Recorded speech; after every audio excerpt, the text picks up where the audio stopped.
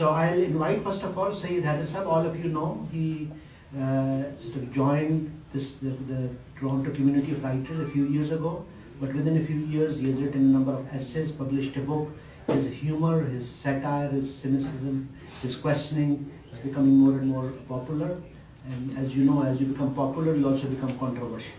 So that's fine. So he's the budding, on the edge of popularity and controversy. Syed Haider.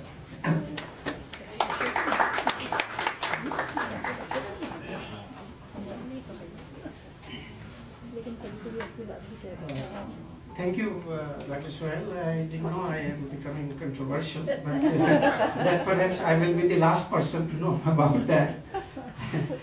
So, the title of my presentation is Gone with the Partition. Oh, Gone with the Partition. Gone with the Partition. That's about this book. What I'm going to read is not essentially a review, but an introduction of this outstanding book, Tales from Birehra. I am perhaps among the few who had the privilege to read this book when it was still in the cradle of Facebook. I remember in its infancy, it was a collection of short stories, but then it gradually morphed into a colorful novel and a beautiful book. It is said that whenever you read a good book, somewhere in the world a door opens to allow in a little more light. And this is what I felt, a door opening and a little more light coming in. Normally, I do not finish a book in one sitting. But when I started to read this book, I just kept reading. After a couple of chapters, I said to myself, just one more chapter. Then I thought, okay, one more. Then what the heck? Let me read one more, and I just kept going on and on. And what a journey it was. The journey to Birehra. Yes, Birehra, a small dusty village in northern India whose population for centuries has stood close to 500. A stable showpiece of peaceful coexistence despite the fact that everyone in Birehra was living in separate enclaves and belonged to one caste or another. The small population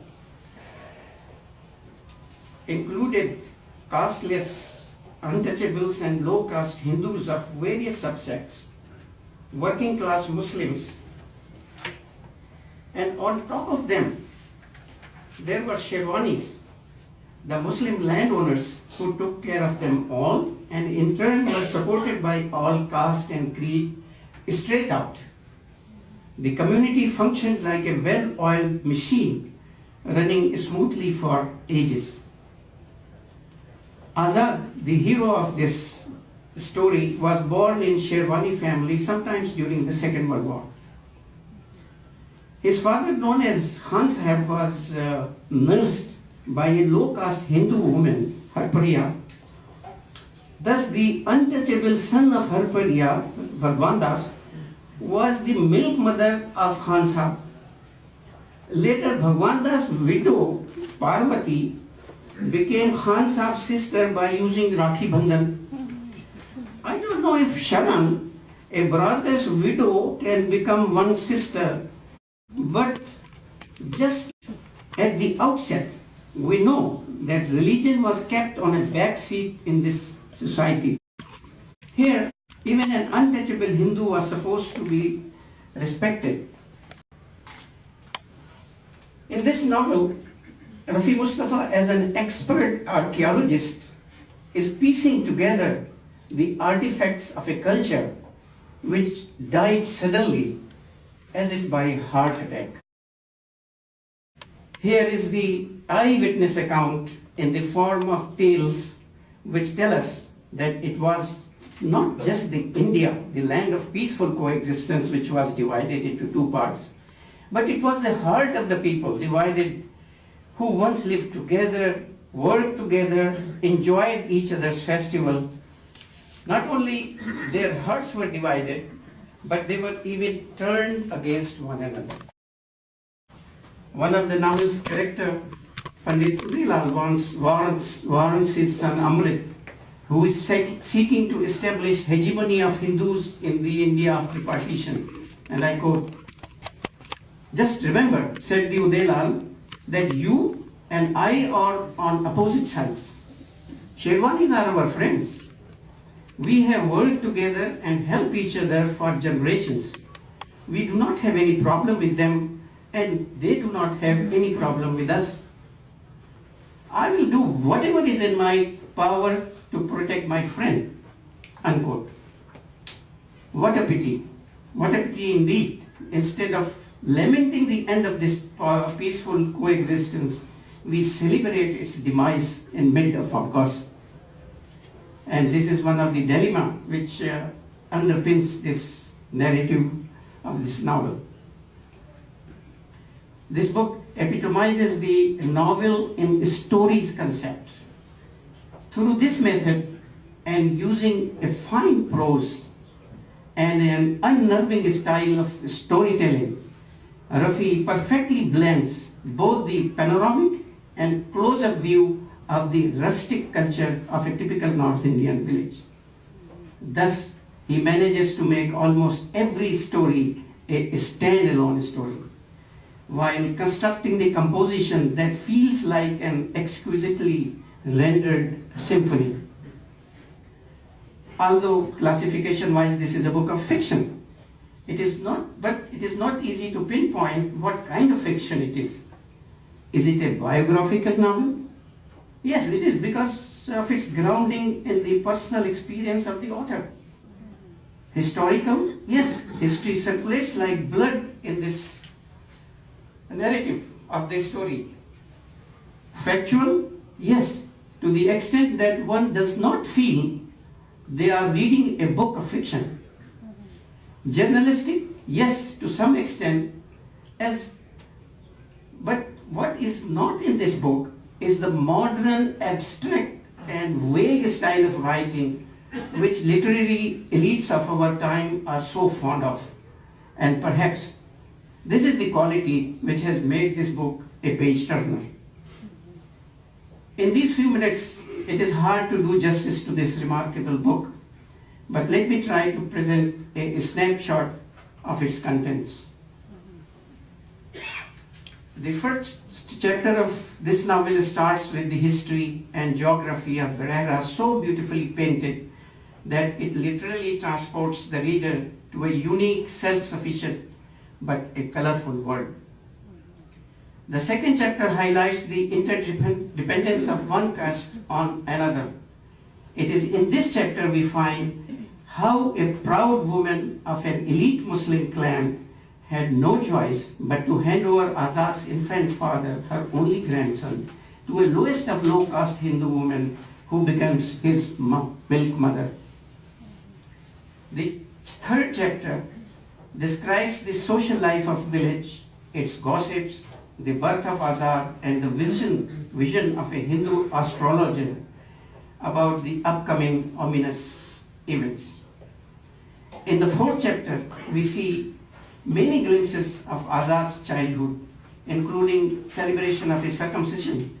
The description of such a ceremony is now hard to find anywhere at all. Here we also find Azad, who was delivered by a sweeperess turned midwife, was not supposed to even touch her because she was low-caste Hindu. This poor Hindu woman took pains to explain why she who has brought him in this world cannot even touch him. Listen to this, and I quote, "Why can't I touch you?" Azad asked angrily. "You are like my mother to me. I call you Amma." "Oh, we do dirty work. Your hands will get dirty if you touch me." but your clothes are not dirty. You take a bath, don't you? You don't understand these matters. What will people say if they see you touching me? She tried to explain to him. You will know these things when you grow up. Azad still could not understand what the fuss was about. Unquote. Although the caste system was very rigid in those days, and even Muslims enthusiastically participated in it, but conversions now and then created some cracks in it. Sharfu, the shoemaker's father, belonged to lowest of low caste, the untouchable chamars. But after conversion to Islam, he could go to the mosque, pray with the rich Muslim landowners, and could even hug them. When an untouchable Fagna sat down on the floor as usual, Khan Sahib invited him to sit on a chair in another scene. Since Fagna had changed his religion from Hindu to Sikh, he did not belong to the untouchable class anymore. As we go from one chapter to another, we come across many interesting situations, including homespun stories of Nani Jan as a part of educating her grandson Azad. Here is a very interesting sample of this kind of coaching. Why do we have lightning, Nani Jan? Azad asked her as he wrapped himself around her leg. Oh, Shaitan is trying to get back into heaven. You know that? He was kicked out of heaven when he confronted God. Since then, he always tries to sneak back to the heaven, and the angels whip him back to the earth. You see, their whip is in the sky appears as lightning, and the roar of those whips comes out as thunder. Even though Azad did not like thunderstorm, he watched with interest as Shaitan run all over the sky trying to enter into heaven. What a sneaky fellow. He cursed the Shaitan and appreciated the hard work that angels were doing to keep him away. Eventually the lightning subsided and the sun started peeking through the clouds. He was happy that the battle was over and the heavens have been secured from Shaitan one more time, unquote. Personally speaking, I find this romantic explanation of thunder and lightning much better than the scientific explanation, which tells us that lightning is a sudden electrostatic discharge that occurs between electrically charged regions within two clouds or between cloud and the ground. Such an undramatic and sterilized explanation. Unbelievable.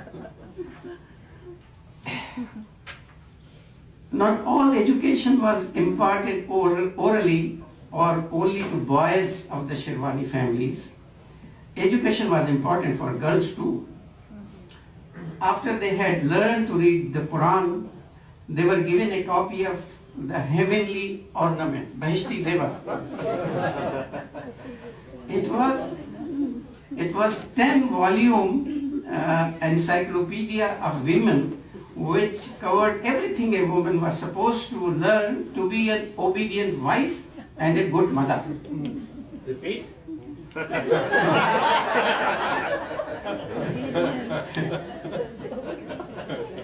And boys too sneaked a look to learn about private girly stuff in that book.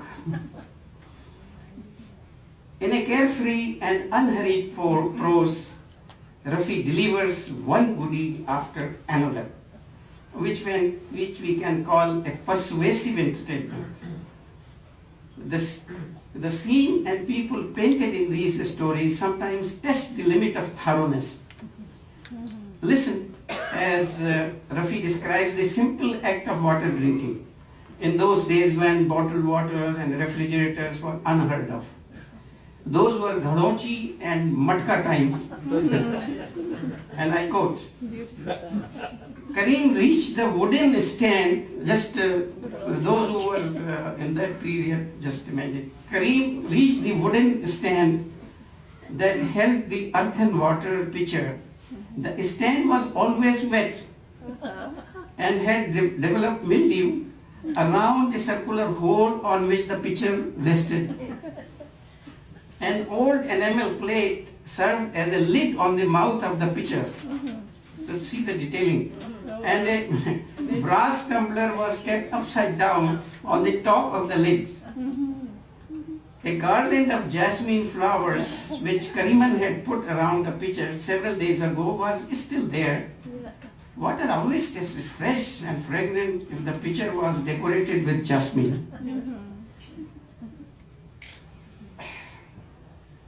Even though the flowers were dead, the moisture around them still maintained a faint fragrance.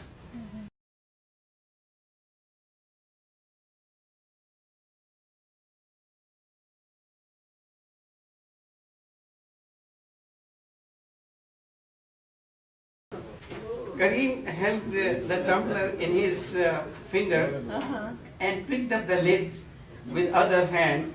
He dipped the tumbler into the pitcher up to his wrist, into the water of course, to fill it with water and replaced the lid after he pulled the tumbler out.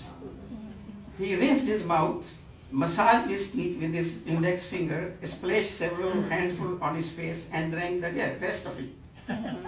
He took another tumbler and drank some more water. According to an old saying, a tumbler of water in the morning was cure for 1,000 ailments.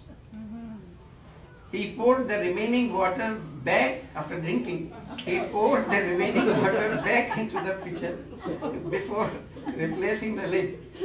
He was now ready to go out. Unquote.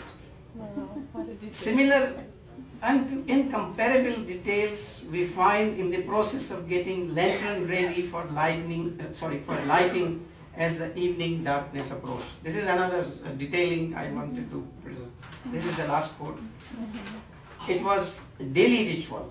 Azad watched the maid Munni with fascination as she gathered the necessary material, a canister of kerosene, a pair of scissors, a dark green bottle, and a kerosene pump. Maybe most of you perhaps are not aware of these artifacts, but we know. She dipped one end of the pump into the canister and held the bottle in place under the spout. As she moved the wire pressing through the pump as up and down, a continuous stream of kerosene flowed into the bottle. Munni picked up a lantern and pulled up the cover until there was enough space above the chimney. It had collected a lot of black soot. She wiped the inside of the chimney with a rag until there was not a speck of soot left on the glass. Azad sat in front of her with his chin resting on his palm, watching every action with interest. Munni rotated the knob that raised the wick slightly. She trimmed it with a pair of scissors, making sure that the charred portion on the top was clipped away and the wick had been cut in a perfect arc so that she could get a wide and smooth flame. Wow. When satisfied, she adjusted the wick and closed the chimney. All she could do was fill the canister with kerosene from green bottle and touch the wick with a burning matchstick. Unquote. So light is on now. Amazing. Not only the above quotes, but in general, I'm now summarizing, not only in the above quotes, but in general, the whole narrative in this novel is so compelling with larger than life plot and fascinating level of details that it is easy to forgive the book's few failings, such as inclusion of characters which contribute very little to the storyline, and the simplicity of everyone who is good at being the hero side and not so on the adversary's end. But don't forget that the book is dedicated to the grandchildren of the author, How else should a proud grandfather tell his proud niece about the blissful world he was forced to leave behind as a child? The second part, or book 2 of this novel, is aptly subtitled as Paradise Lost. Essentially, book 2 describes the partition of India and its consequence on common people and their peaceful communities.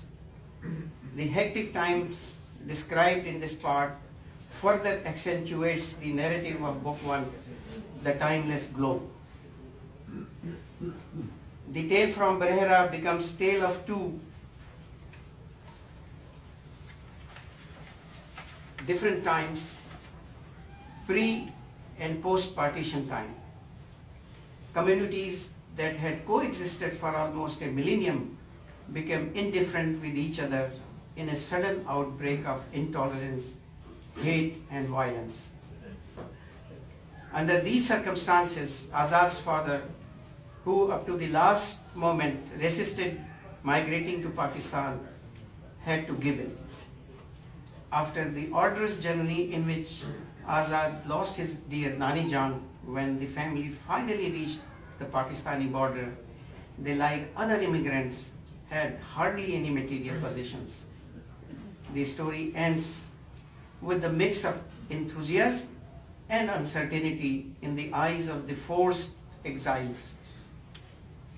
Here, I will add that these migrants from their homeland had a steely determination to make their new country the envy of the world.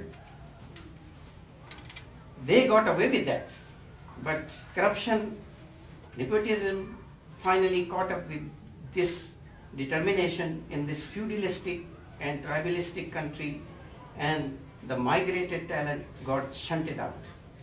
Perhaps Nani Jan of the tales from Birehra was right. Once an immigrant, always an immigrant. Thank you very much for